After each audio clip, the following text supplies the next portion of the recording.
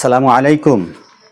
দেশ এবং প্রবাসের প্রিয় ভালোবাসার দর্শক শ্রোতা, আশা করছি আপনারা অনেক ভালো আছেন। প্রিয় দর্শক, আলহামদুলিল্লাহ আমি অনেক ভালো আছি। আজকে আপনারা যে ভিডিওটি দেখতে চলেছেন, ভিডিওটির আদি অন্ত আপনারা না টেনে দেখবেন। সমসাময়িক সময়ের গুরুত্বপূর্ণ ঘটনাবলী নিয়ে আমাদের ভিডিওর মূল আদ্যপান্ত অন্ত। আপনারা ধৈর্যের সাথে ভিডিওটি দেখুন, সম্পূর্ণ কিছু জানতে পারবেন।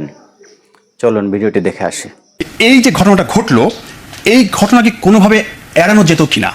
আমরা দেখলাম 144 ধারা জারি হলো বিকেলে, সেটা সকালে হলে কি হতো? এর আগে আমরা দেখেছি যে সামাজিক যোগাযোগ মাধ্যমে গোপালগঞ্জের টুঙ্গিপাড়ায় বঙ্গবন্ধুর যে সমাধি সেটা গুড়িয়ে দেওয়া হবে, ভেঙে ফেলা হবে, এরকম নানা ঘটনা রটনা, আপনার অপপ্রচার প্রচার এগুলো কিন্তু ছিল। এগুলো আমরা জানতাম যে কিছু একটা ঘটতে যাচ্ছে।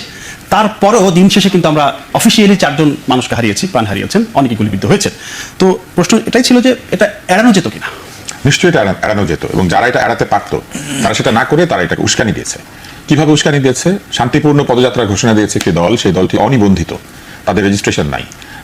অফিসিয়ালি বাংলাদেশে তারা এখনো কোনো রাজনৈতিক দল না, তারা একটা সংঘ যারা রাজনৈতিক দল হতে চায়, এবং তারা নির্বাচন কমিশনের কাছে নিবন্ধন চেয়েছে। নিবন্ধন বাতিল করলে যদি কোনো রাজনৈতিক দল রাজনীতি করতে না পারে, অথবা নিবন্ধন স্থগিত করে দিলে যদি তাদের কার্যক্রম স্থগিত করা যায়, অথবা তাদের প্রতীক বাতিল করা যায়, তাহলে ওই একই অবস্থায় যাদের নিবন্ধন নাই তারা প্রত্যেকে আছে। তার মানে একটি অনিবন্ধিত রাজনৈতিক দল পদযাত্রার ঘোষণা দিয়েছেন, সেটা তাদের কমিউনিকেশন প্র্যাকটিস, তারা জনগণের কাছে যাচ্ছেন, এতে কোনো অসুবিধা নাই। কিন্তু তারা অন্য সকল জেলায় প্রবেশ করেছেন পদযাত্রা এই শব্দটি ব্যবহার করে, কিন্তু গোপালগঞ্জে প্রবেশ করার আগে তারা অধিক উত্তেজনায় লিখেছেন যেটা মার্চ টু গোপালগঞ্জ। তারপরে সমস্ত সামাজিক মাধ্যমে বিভিন্ন জায়গাতে উস্কানিমূলক কথাবার্তা বলা হয়েছে, ধারণা দেওয়া হয়েছে এরকম যে তারা মুর্দাবাদ করতে এখানে যাচ্ছেন। এবং তারপরে এমন ধারণা এসেছে বিদেশ থেকে, যেখানে বলা হয়েছে যে সুযোগ দেওয়া হচ্ছে, এইবার কিছু হবে না, কিন্তু পরে কিন্তু সমস্যা আছে, এইরকম উস্কানি দেওয়া হচ্ছে। ফলে উস্কানিমূলক তৎপরতা সবার চোখের সামনে চলছে, কিন্তু যারা এই উস্কানির বিপরীতে আইন শৃঙ্খলা রক্ষা করার জন্য ব্যবস্থা নেবেন তারা অনেকটা দেখি না কি করে ভানুর কৌতুকের মতো বসেছিলেন। এবং 144 ধারা তারা সকালেও জারি করতে পারতেন না, এই জন্য 144 ধারা মানে 4 জনের বেশি লোক এক জায়গায় হয়ে সভা সমাবেশ করতে পারে না। তাহলে এনসিপি সমাবেশ করবে কি করে?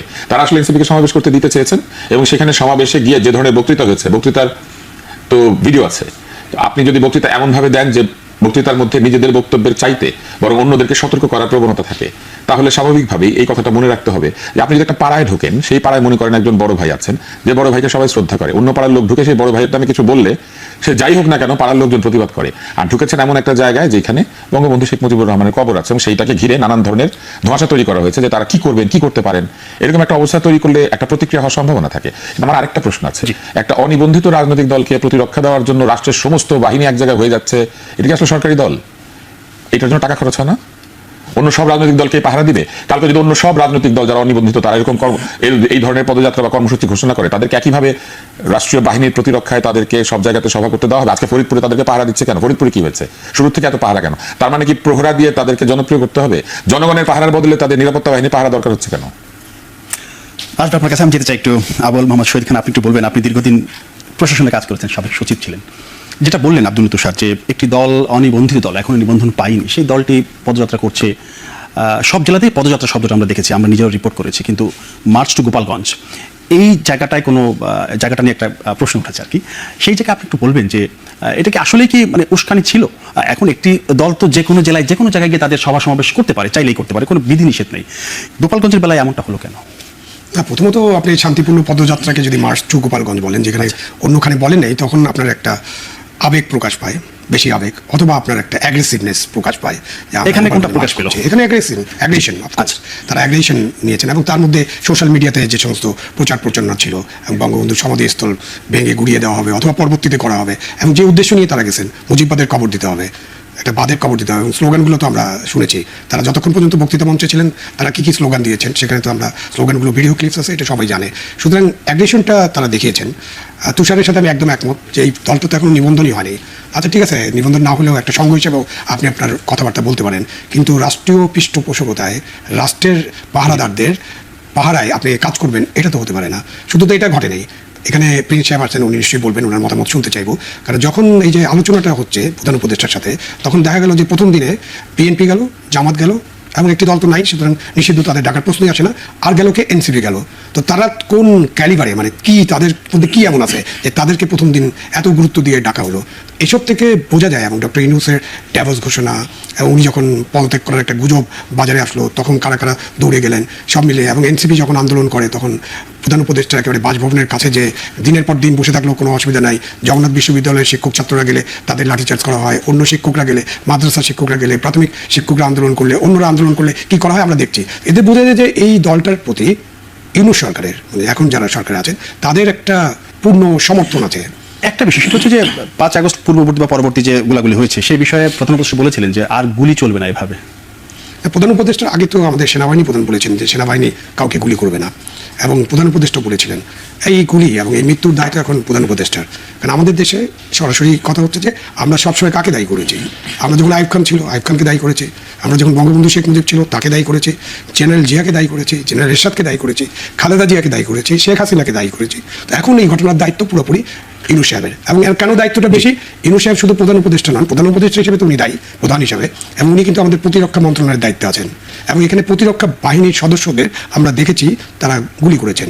তো সেই গুলি করার অনুমতি, রুলস অফ এনগেজমেন্ট থাকবে না একটা? নিশ্চয়ই তাদের আছে, একটা বই আছে, একটা কার্ড আছে, এবং সকলকে ট্রেনিংয়ে বলা হয় কীভাবে তারা এনগেজ হবেন। হ্যাঁ, স্ট্যান্ডার্ড অপারেটিং প্রসিডিউরস আছে। তো এগুলোর যদি আলোচনা আমরা করি গভীরভাবে, তখন দেখবো যে কালকে যা ঘটেছে সেটাকে মানবিকভাবে অমানবিক বলতে হবে। একদম অমানবিক একটা ঘটনা এবং অতিরিক্ত বল প্রয়োগের ঘটনা। এবং এই অতিরিক্ত বল প্রয়োগের কারণে অন্য সরকারকে আমরা ফেসিবাদী সরকার বলি আপনার হাতে রক্ত লেগে গেছে। এখন তো গতকালকের ঘটনার পরে ডক্টর ইউনূস নিশ্চয়ই বিবেচনা করে দেখবেন যে তার হাতে রক্ত লেগেছে কিনা। এই প্রশ্ন উত্তর আমি আমাকে যদি রহিম হোসেন প্রিন্স ভাই দেন যে আসলে কি এই সরকারের হাতে রক্তের দাগ লাগলো কিনা? না, আমার মনে হয় একেবারে খুব এর সরল উত্তর। সরল উত্তরের আগে একটু বলি, আপনার কাছেও খবরে যেটা শুনলাম যে 144 ধারা এখন অব্যাহত থাকছে, তাই তো? কারফিউ আগামীকালকে 3 ঘন্টা তারপরে থাকছে। পরবর্তী ঘোষণা মানে পরিস্থিতির ভয়াবহতা উপলব্ধি করা যায়। আচ্ছা, কারণ বুঝতাম যে একটা ঘটনা ঘটে গেছে, সাময়িক সময়ের জন্য করলো, এখন একটা নর্মাল জীবন সেটা নাই। এবং যে ঘটনা কি বলে যেটা ঘটলো, তা নিঃসন্দেহে যে হত্যাকাণ্ড সংঘটিত হয়েছে, এই হত্যার দায় অ্যাবসলিউটলি অন্তর্বর্তীকালীন সরকারকে নিতে হবে। তো এই সরকারের হাতেই তো তাহলে রক্তের দাগ থাকছে, এটাকে অস্বীকার করার কোনো কারণ নেই, এটাই বাস্তবতা। আমি বরঞ্চ জিনিসটাকে এইভাবে দেখতে চাই যে কি ঘটেছে ঘটনা বলি দুইজনে যেটা বলেছেন, এখানে তো দ্বিমতের কিছু নাই, কারণ একটা ঘটনা বলি দেখলেও সেটা বোঝা যায়।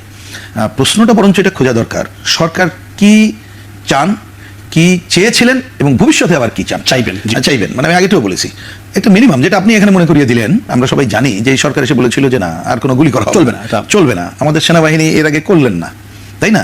এবং আমরা যে পরিবেশ দেখলাম যে সেনাবাহিনী বা মানে এদের উপরে যে আক্রমণ করছে, সেরকম তো দেখলাম না। হ্যাঁ, একটা ঠিকই যে প্রথমে যে গাড়িটা পুরানো হলো, সেটা পুড়িয়েছে এরা, এবং ছাত্রলীগ নামধারীরাই বলবো, আমরা তো আর জানি না, যেটা তারা পুড়িয়েছে সেটা অপরাধ করেছে, মঞ্চ ভেঙেছে সেটা অপরাধ করেছে। কিন্তু এর ফল তো এটা হইতে পারে না যে আপনি গুলি করে মানুষ হত্যা করবেন, এটাই। আর সবচেয়ে বড় কথা হচ্ছে যে এইরকম একটা কে না জানে দুনিয়ার, আমরাও তো এখানে বসে বুঝছিলাম যে গোপালগঞ্জ তারা উত্তাল হয়ে আছে, কারণ এটা শুধুমাত্র, এটা তো প্রথম ঘটনা। এর আগে 32 নম্বর সহ বিভিন্ন জায়গায় যে ঘটনাগুলো ঘটেছে, তাতে এই যে অ্যাগ্রেসিভনেস যেটা কথার মধ্যে প্রকাশ পেয়েছে এখানে শুনলাম, যে সেটা তো অবশ্যই হয়েছে। তা সেই জায়গায় সরকারের তো প্রথমে যে দায়িত্বশীল আচরণ করা উচিত ছিল, সেটা কি তারা করেছে? মোটেই মনে হয় না। আপনি এইরকম একটা পথ কে না জানে, সেখানে আপনি একটা গাড়ি, পুলিশের গাড়ি রেখেছেন, আপনি অন্য কাজগুলো করেন নাই। বা যদি পরিস্থিতি, আপনারা এখন বলছেন যে কি পুলিশের যারা খবর দেয় তারা ঠিক মতো দেয়নি, এটা তো আমরা শুনতে চাই না। এটা কে না জানে, আমরা কিন্তু এখানে বসে সব খবর পাচ্ছি, আগের রাতের পজিশন, সকালের পজিশন, যে ওইখানে সবাই ঐক্যবদ্ধ হয়েছে, যেভাবে তাদের কাজ করেছে। এখানে পাড়ার উদাহরণ কে দিলেন, তোষার ভাই বোধহয় খুবই কারেক্টলি বলেছেন। পরিবেশটা কিন্তু তাই ছিল, আমি দূর থেকে যা আমরা খবর পাচ্ছিলাম। তাহলে সেই জায়গায় একটা সরকার থাকলে তার দায়িত্বশীল আচরণ কি হতো? ধরেন আমি যাচ্ছি, আমি ধরে নিলাম নিবন্ধিত অনিবন্ধিত সেই তর্কে আমি যাচ্ছি না, তাহলে তো সরকার প্রথমে আমাকেই বলবে যে পরিবেশ এইটা, এবং যদি সে যদি দেখে যে আমাকেও সামলাইতে পারছে না, এলাকাও সামলাইতে পারছে না, তাহলে তো এখানে তো অটো বিষয় যেটাকে বন্ধ করে দেবে। কিন্তু এই হামলার দায় সরকারকে দিচ্ছেন, কিন্তু এনসিপি তো সরকারকে এই হামলার দায় দিচ্ছে না। এনসিপি কি দিল, আমি সেই আলোচনা আগে আসছি না। আচ্ছা, আমি বলেছি ওইখানের প্রথমে যে ওইখানে কতগুলো হামলার যে শুরুর যে ঘটনাগুলো ঘটেছে, তার আগে তো কথা বলা হয়েছে যে আমরা পরিবেশটা কি ছিল সেটা একটা আলোচনা। সেই জায়গায় আমরা দেখতে পেলাম যে সেইখানে ওইখানকার যে সংগঠন ছাত্রলীগ বন্যদের, তারা হামলার সূচনা করেছে। এটা নিয়ে কোনো আমার মনে হয় কোনো সুযোগ নেই, তথ্য তাই বলছে। কিন্তু এই যে ঘটনাটা, পরিবেশটা যেটা, এইটা ঘটানোর সুযোগ দিল কেন সরকার? প্রশ্ন হচ্ছে তাহলে সরকার কি এখন যে পরিবেশ পরিস্থিতিগুলো, আপনি দেখেন রাজনৈতিক দলগুলোর যে ঐক্যমত্যের কথা, আমি অন্য তর্ক বাদ দিয়েই বলি যে অন্ততপক্ষে গণ অভ্যুত্থানের পরে যে আমরা একটা ঐক্যমত্য, একটা ভালো নির্বাচনের দিকে যাব, নির্বাচিত সরকারের কাছে ক্ষমতা হস্তান্তরের দিকে যাব, যদি সেই সুনির্দিষ্ট লক্ষ্য ঠিক মতো সরকার চায় আমি আগেই বলছি, বা এখনো চাচ্ছেন বা আগামীতে চাইবেন, তাহলে এই ধরনের কোনো ঘটনার সুযোগ তো দেওয়ার করার কথা না।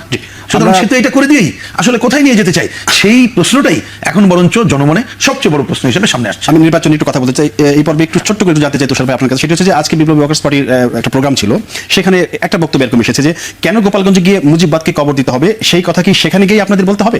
সেখানকার মাটি, মানুষ, সংবেদনশীলতা, তার মনস্তত্ত্ব, তার জায়গাটা জানা দরকার। তবে মানে আমি যে প্রশ্ন করতে চাচ্ছি যে ওই জায়গাটা যাওয়ার আগে তো তারা অবশ্যই হোমওয়ার্ক করেছে যে একটা জায়গায় যাচ্ছি আমরা, সেই জায়গায় আসলে বক্তব্যটা কেমন হবে, সেখানকার যেটা আজকে আলোচনা উঠে এসেছে, সেখানকার মানুষ, মাটি, প্রকৃতি, এগুলো তো একটু হোমওয়ার্ক করা দরকার ছিল। আমার একটা পরিচয় আছে, সেটা হচ্ছে আমি বহু বছর ধরে বক্তব্য কিভাবে দিতে হয় এটা লোকজনকে শিখেছি। আচ্ছা। আমি যত বক্তৃতা দেখেছি তাদের, আমার কখনোই মনে হয় না তাদের কোনো বক্তব্য তারা হোমওয়ার্ক করে দেয়, বিশেষ করে এনসিপির নেতারা। কারণ তাদের হোমওয়ার্ক থাকে না বলে এক একজন নেতার বক্তব্য এক এক রকম হয়, এক একজন নেতার প্রকাশভঙ্গি এক এক রকম হয়, এবং তাদের কোনো কমন গোল আছে বলে বোঝা যায় না। ঘটনা ঘটার আগে তারা একরকম বক্তৃতা দেন, ঘটনা ঘটে যাওয়ার পরে তার আরেক রকম বক্তৃতা দেন। আমি যে প্রশ্নটা করেছিলাম, আমি শুধু ওই প্রশ্নটা প্রিন্স ভাইকেও করতে চাই। প্রিন্স ভাই এত বছর রাজনীতি করেন, প্রিন্স ভাইরা কি কোনো জনসভায় যাওয়ার সময় এরকম সরকারি প্রতিরক্ষা এবং জীবনে পেয়েছেন? প্রিন্স ভাই মাথা নাড়ছেন। এবং বাংলাদেশে বক্তৃতার মঞ্চ ভাঙা হয় কিংবা গন্ডগোল হয়, এটা কিন্তু নতুন কিছু না। ইত্যাদির শুটিং হচ্ছে, সেখানেও কিন্তু লোকজন মারামারি করেছে। হ্যাঁ, তো বক্তৃতার মঞ্চ ভাঙলে পরে এত রুষ্ট হয়ে যেতে হবে এবং তারপর এইভাবে ঝাঁপিয়ে পড়তে হবে, এটা কিন্তু মনে হয়েছে যে অত্যন্ত উচ্চমাত্রার রিয়াকশন। আর যখন ওই জায়গা থেকে প্রত্যাহার করা হচ্ছে এই নেতাদেরকে, যে ছবিটা আমরা দেখেছি, এই ছবিটা কি খুব গ্রহণযোগ্য? এই ছবিটা দেখে এটাই মনে হচ্ছে যে জনতার প্রতিরোধের সামনে জনতাকে সাথে নিয়ে তাদেরকে লড়াই করার শক্তি দলটা নাই। এই দলটার জন্য বিদেশ থেকে আমদানিকৃত সশস্ত্র জওয়ানদের ক্যারি করার যে যানবাহন, সেটা দরকার। তাহলে কি সশস্ত্র লোকেরা এখন ব্যাটারি রিকশায় চড়বে, আর যারা নিরস্ত্র রাজনীতিবিদ তারা এখন ওটার মধ্যে চলে রাজনীতি করবেন? নাহিদ ইসলাম তিনি বলেছেন যে গোপালগঞ্জ কর্মসূচিতে বাধা ও হামলার জবাব দেওয়ার তিনি হুঁশিয়ারি দিয়েছেন। সন্ত্রাসীদের বিরুদ্ধে ব্যবস্থা নিলে অবিলম্বে মার্চ টু গোপালগঞ্জ আবারও যে তার ঘোষণা করবেন। আর সার্জিস আলম বলেছেন যে যদি ফিরে আসি তাহলে মুজিববাদের কবর রচনা করেই ফিরবো, মোটামুটি যুদ্ধ ঘোষণা। সেই ক্ষেত্রে আবারও কি আমরা কোনো সংঘর্ষের বা কোনো হামলার বা প্রাণহানির আশঙ্কা কি করতে পারি না? না, আমি ওই যে কথাগুলো বললেন, আসলে এটা তো রাজনীতির ভাষা না। অন্ততপক্ষে আমরা তো যাই বলেন কেন, ছাত্র আন্দোলন থেকে শুরু করে তো এখনো আছি। আমরা তো যদি বলেন একটা মৌলিক পার্থক্য নিয়েই বাংলাদেশে যে রাজনৈতিক দলগুলো আছে তাদের সাথে একটা মৌলিক পার্থক্য নিয়ে রাজনীতি করছি, কিন্তু তারপরে এটা এই ধরনের রাজনীতির ভাষা কিন্তু আমাদের না। আমি বরঞ্চ দেখেন, আজকে আমি আসছি ওই জায়গায় একটু খালি বোঝার জন্য। দেখেন না, সংস্কার নানা কথা হচ্ছে, আমি সংস্কার আলোচনায় ঢুকছি না। এবং কথা হচ্ছে যে 90 আমরা করেছিলাম, কেউ রক্ষা করে এবার নাকি খুব শক্ত করে কি একটা করে দেবে। তা আমি এখানে বললাম যে আপনারা এটা শুনেছেন কিনা জানি না, এক কথা যেন বললাম যে 90 আমাদের যে আচরণবিধি ছিল তার শেষে একটা পয়েন্ট ছিল যে আমাদের পরস্পরের মধ্যে রাজনৈতিক দল কোনো সমস্যা হলে আলাপ আলোচনা করে মীমাংসা করবো। তার এখন যেটা বলছেন এই ধরনের শব্দ থাকলে এটা কিসের আলাপ আলোচনা, এটা তো অন্য জায়গায়। এবং আলটিমেটলি এই উস্কানিটা যদি বলেন, আমি জানি না, এগুলো খুবই স্বাভাবিক। এটা নির্ভর করে অ্যানার্কিস্টরা, আর একটা নির্ভর করে ক্ষমতাসীনদের ছত্রছায়ায় থাকা অবস্থায়।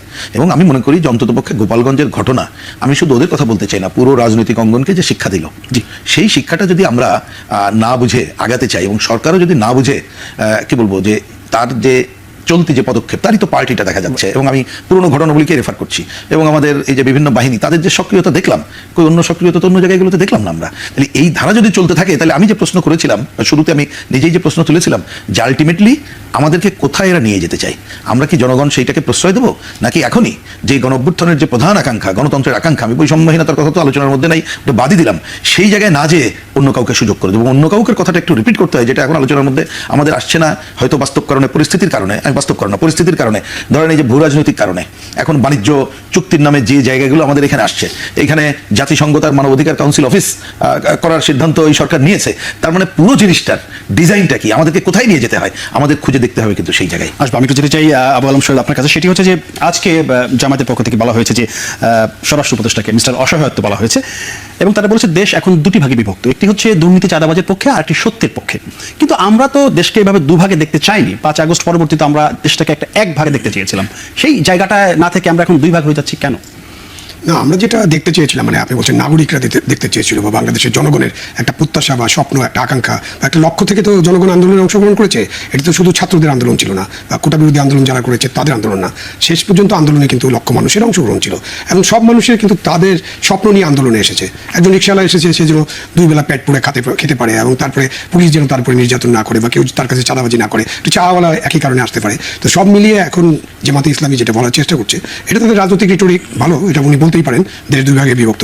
এখন উনি দুর্নীতিবাজ, চাঁদাবাজ বা ওইসব বলতে কাকে মিন করছেন? এখন তো দেশে একটি দল, সবচেয়ে বড় দল, যাদের বিরুদ্ধে 100টা অভিযোগ আছে, ধরেন 101টা অভিযোগ, এবং তারা অলরেডি নিষিদ্ধ, তাদের কার্যক্রম তারা কার্যক্রম করতে পারছেন না। সুতরাং স্বাভাবিকভাবে ধরে নিতে হবে যে তারা চাঁদাবাজি, লুটপাট, দুর্নীতি এসবের মধ্যে তো তারা নেই।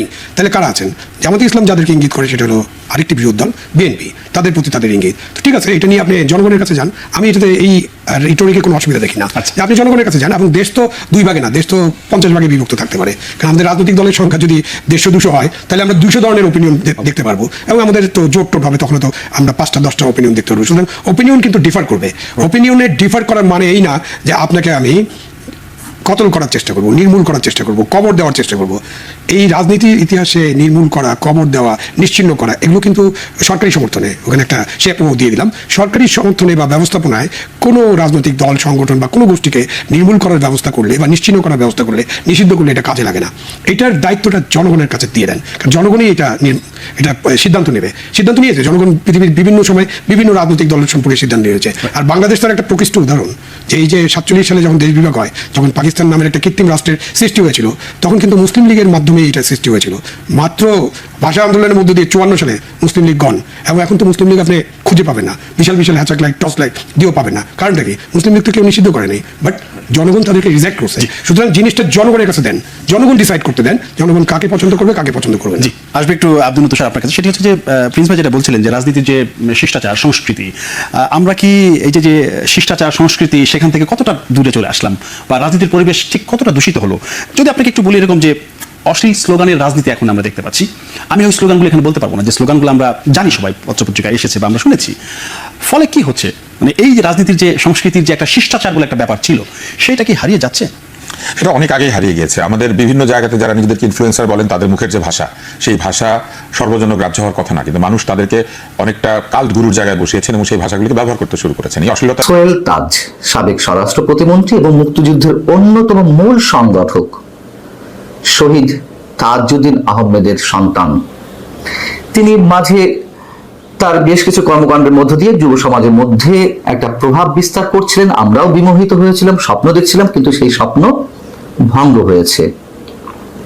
তার বোন শারমিন আহমেদ নেতা ও পিতা নামে একটি ইতিহাস ভিত্তিক বই লিখেছেন, বিশেষ করে তাজউদ্দিন আহমেদ সাহেবকে নিয়ে, তার বাবাকে নিয়ে।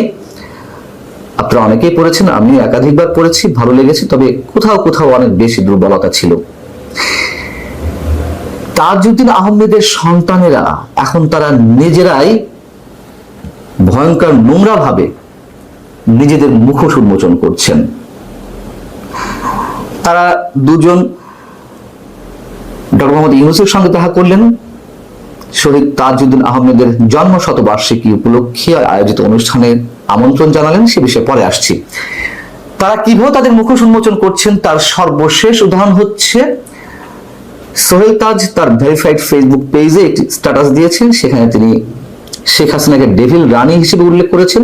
সেটা তিনি বলতেই পারেন, এর চেয়ে আরো ভয়ঙ্কর কোনো শব্দ উচ্চারণ করতে পারেন, সেটা নিয়ে আমাদের কোনো কথা নেই। কিন্তু গোপালগঞ্জের ঘটনাকে তিনি যেভাবে চিত্রায়িত করলেন, তার নোংরা মানসিকতা স্পষ্ট আমাদের সামনে। তিনি তার পোস্টে কি লিখছেন? তিনি বলছেন যে আমি মনে করি 16ই জুলাই গোপালগঞ্জে যে হামলা হয়েছে তার মূল উদ্দেশ্য ছিল বৈষম্য বিরোধী ছাত্র আন্দোলন এবং জুলাই আগস্ট গণ অভ্যুত্থানে নেতাদের হত্যার একটি হীন চেষ্টা। আমি আশ্চর্য হব না যদি ডেভিল রানী নিজেই এর নির্দেশ দিয়ে থাকেন। দিতেই পারেন, কেন দিতে পারেন সেটাও বলছি। তিনি বলছেন যে হত্যা, গুম, খুন, গণহত্যা, নির্যাতন, নিপীড়ন, গণতন্ত্র ধ্বংস করে, দুর্নীতি করে, লাখ লাখ কোটি টাকা বিদেশে পাচার করে দেশটাকে শেষ করে ছাত্র জনতার ঝাঁটা পেটা খেয়ে পালিয়ে গিয়ে এখন দেশ ধ্বংসের ষড়যন্ত্র করছে। সারা দেশে গোপালগঞ্জের মতো সন্ত্রাসী কায়দায় কার্যকলাপ চালানোর নির্দেশ দিচ্ছেন। সারা দেশে কি করছেন না করছেন না আমরা এই মুহূর্তে ডেফিনেট করে বলতে পারবো না। তবে গোপালগঞ্জের ক্ষেত্রে তিনি যদি নির্দেশ দিয়েও থাকেন প্রতিরোধ গড়ে তোলার জন্য, সেটা কি ভুল কিছু দিয়েছেন? অথবা তিনি সন্ত্রাসী কর্মকাণ্ড ঘটনার জন্য তিনি নির্দেশ দিয়েছেন, ধরে নিলাম। কিন্তু তার বিপরীতে কি ঘটেছে? সোহেল তাজ নিজে কেন এই প্রশ্নগুলো উত্থাপন করছেন না যে 16ই জুলাই আবু সাইদ নিহত হলেন 2024-এ, সেই দিনটিকে বেছে বেছে কেন গোপালগঞ্জেই পদযাত্রার নামে বিশেষ এজেন্ডা নিয়ে এই ছাত্র আন্দোলনের নেতারা সেখানে গেলেন? কেন পদযাত্রা বদলের সেখানে উত্তেজনা সৃষ্টি করার জন্য শব্দ চয়ন করা হলো মার্চ টু গোপালগঞ্জ? এগুলো পুরনো প্রশ্ন, আগে তুলেছি। তিনি সন্ত্রাসী কর্মকাণ্ডের নিন্দা জানাচ্ছেন, তার জন্য দায়ী করছেন শেখ হাসিনাকে, কিন্তু তিনি উচ্চারণ করলেন না একবারের জন্য যে চারটি মানুষ অফিসিয়ালি, গভর্নমেন্ট অফিসিয়ালি যেই ঘোষণাটি দেওয়া হয়েছে, আমরা যদি সেটাও ধরে নিই যে 4 জন মানুষ হত্যাকাণ্ডের শিকার হলেন আইন শৃঙ্খলা রক্ষাকারী বাহিনীর গুলিতে, সেটি নিয়ে কোনো প্রশ্ন তুললেন না। এই হত্যাকাণ্ডের তিনি বিচার দাবি করলেন না। সোহেল তাজ তিনি গত বছর মানে গণ অভ্যুত্থানের পরপরই যে নভেম্বর এলো, সেই 3রা নভেম্বর জাতীয় 4 নেতার হত্যাকাণ্ডের দিবসে, জেল হত্যা দিবসে তিনি একটি বক্তব্য দিয়েছিলেন গণমাধ্যমের সামনে। তিনি বলছিলেন যে একক কারো নেতৃত্বে মুক্তিযুদ্ধ হয়নি, অথচ যে দল মুক্তিযুদ্ধের নেতৃত্ব দিয়েছে সেই দল ক্ষমতা থেকে ইতিহাস সঠিকভাবে তুলে ধরেনি। সত্য কথা, আওয়ামী লীগ ইতিহাস খণ্ডিত করেছে, আমরা বলেছি সবসময়, এখনো বলছি। তিনি বলছেন মহান মুক্তিযুদ্ধ একক নেতৃত্ব হয়নি, অনেকেই নেতৃত্ব দিয়েছেন। শেখ মুজিব জেলে থাকার পর জাতীয় 4 নেতার অবদান ছিল খুবই গুরুত্বপূর্ণ। সে কথা আমরা কেবলও স্বীকার করলাম। তাজউদ্দিন আহমেদ সাহেব মুক্তিযুদ্ধের অন্যতম মূল সংগঠক, প্রবাসী সরকারের নেতৃত্বে তিনিই ছিলেন।